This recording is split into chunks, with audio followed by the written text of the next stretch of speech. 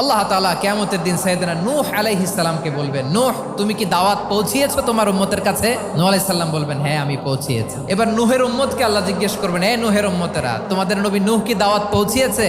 নূহের উম্মত বলবে, না আল্লাহ, কোনো দাওয়াতও আমরা পাই নাই, আপনারাও চিনি নাই, জান্নাতও চিনি নাই, জাহান্নামও চিনি নাই। নূহ আলাইহিস সালাম বিপদে পড়ে যাবেন। তখন আল্লাহ বলবেন, নূহ তোমার পক্ষে কোনো সাক্ষী আছে? নূহ আলাইহিস সালাম বলবেন, আছে। কে? উম্মতে মুহাম্মাদি। তখন আমরা বলবো, আল্লাহর নবী নূহ আলাইহিস সালাম তিনি আপনি যা যা বলেছেন ঠিক তা তার উম্মতের কাছে পৌঁছে দিয়েছে। এবার নূহের উম্মতের সাথে আমাদের ঝগড়া লাগবে। তারা বলবে, তোমরা আসছো আমাদের হাজার হাজার বছর পরে, তোমরা কি করে জানলা? তোমাদের সাক্ষী ধর্তব্য হবে না? আমরা তখন বলবো, আমাদের কোরআনে তোমাদের নবীর নামে আল্লাহ তাআলা একটা সূরা নাজিল করেছেন, সূরাতে নূহ। দিন রাত এক করে তোমাদের কাছে তিনি দাওয়াত পৌঁছেছেন, সব আমরা জানি। আমরা যখন বলবো এই কথা, নূহের উম্মত চুপসে যাবে। তখন আমরা সত্য বলেছি কিনা এটা আল্লাহ তাআলা জানতে চাইবে বিশ্বনবীর কাছে। তখন বিশ্বনবী আমাদের পক্ষে সাক্ষী দিবেন। আওয়াজ করে বলেন আল্লাহু আকবার।